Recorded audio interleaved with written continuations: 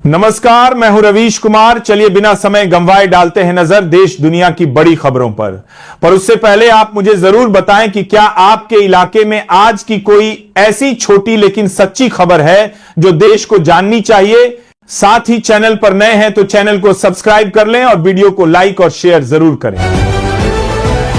दिल्ली के Lal Qila metro station के पास हुए कार ब्लास्ट मामले में एनआईए ने खुलासा किया है कि आतंकी डॉक्टर उमर मोहम्मद ने सिग्नल ऐप पर एक ग्रुप बनाया था। डॉक्टर मुजम्मिल, डॉक्टर अदील, उमर और शाहीन ने मिलकर 20 लाख रुपए जुटाए थे जिसे उमर को सौंपा गया। इस रकम से आईईडी बनाने के लिए उर्वरक खरीदा गया। उमर और मुजम्मिल के बीच पैसों को लेकर विवाद भी था। Delhi metro rail corporation DMRC ने गुरुवार सुबह एक्स पर बताया कि लाल किला मेट्रो स्टेशन सुरक्षा कारणों के चलते अगले आदेश तक बंद रहेगा। बकौल डीएमआरसी दिल्ली मेट्रो के अन्य सभी स्टेशन सामान्य रूप से चालू हैं। 10 नवंबर को लाल किला मेट्रो स्टेशन के गेट नंबर 1 के पास हुए विस्फोट में कम से कम 12 लोगों की मौत हुई थी। दिल्ली में लाल किले के पास 10 नवंबर को हुआ ब्लास्ट इतना भयानक था कि धमाके के 3 दिन बाद एक शव का क्षत विक्षत हिस्सा मिला है। घटना स्थल से 500 मीटर की दूरी पर एक छत पर कटा हुआ हाथ मिला है। इलाके को सील कर दिया गया है और पुलिस व फॉरेंसिक जांच टीम बॉडी पार्ट की जांच कर रही है।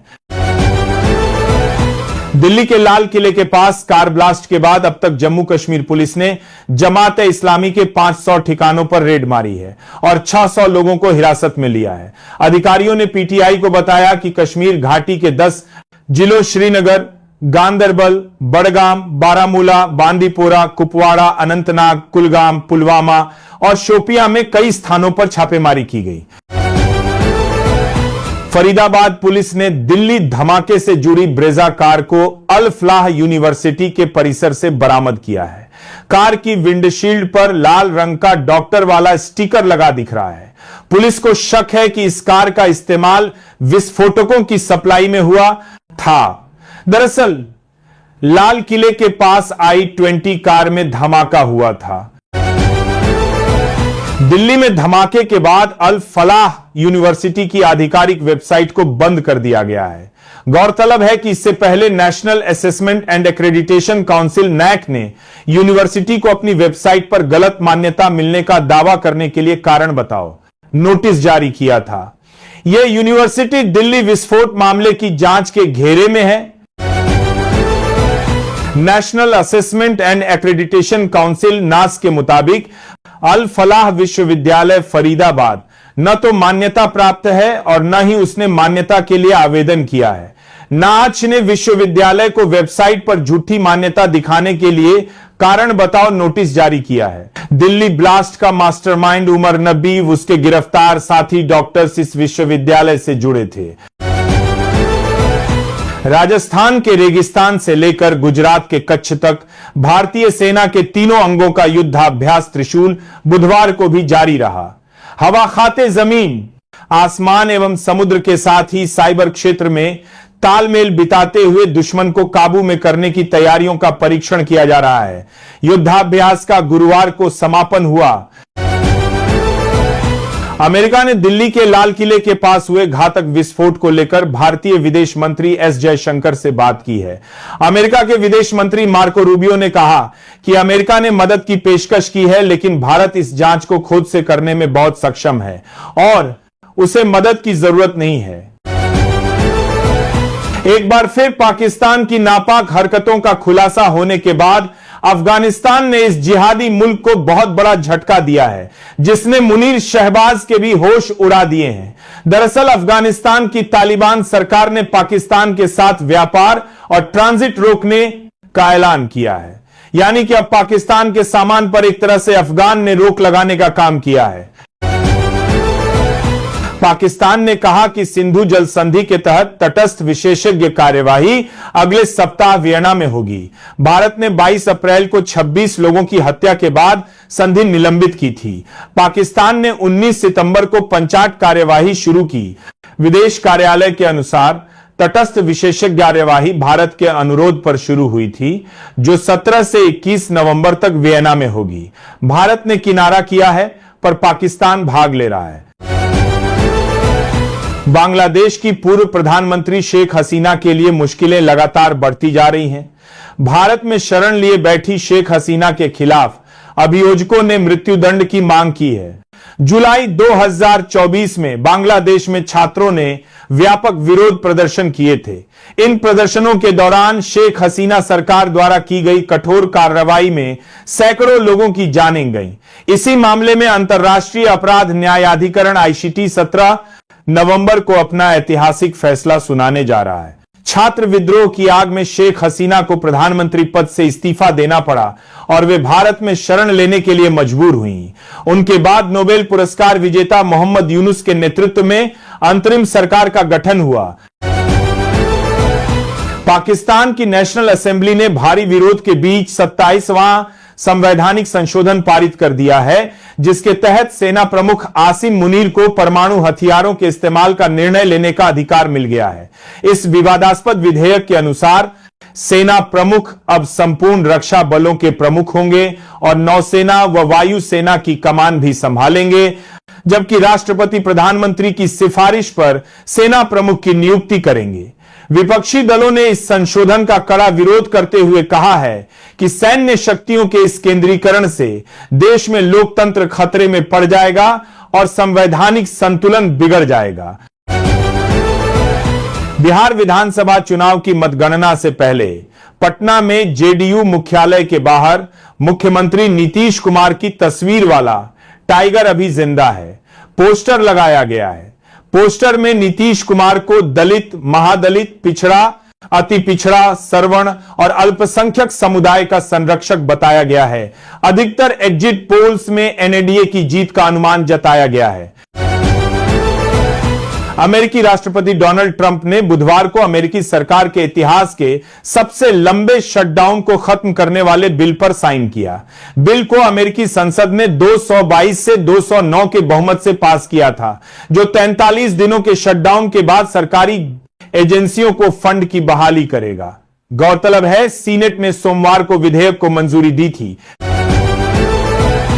ईडी ने शराब घोटाला मामले में छत्तीसगढ़ के पूर्व मुख्यमंत्री भूपेश बघेल के बेटे चैतन्य बघेल की 61.2 करोड़ की संपत्ति कुर्क कर ली है। इसमें 59.96 करोड़ मूल्य के 364 आवासीय प्लॉट और कृषि भूमि व 1.24 करोड़ मूल्य के बैंक बैलेंस और फिक्स्ड डिपॉजिट शामिल हैं।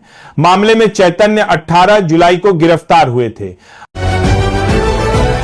मुंबई में एंटी करप्शन ब्यूरो ने महाराष्ट्र के सिविल कोर्ट के एक क्लर्क को 15 लाख रुपए की रिश्वत लेते हुए गिरफ्तार किया। दलाल पर आरोप है कि उसने एक भूमि विवाद मामले में अनुकूल फैसला देने के लिए रिश्वत ली थी, जिसमें एक अतिरिक्त सत्र न्यायाधीश भी शामिल थे।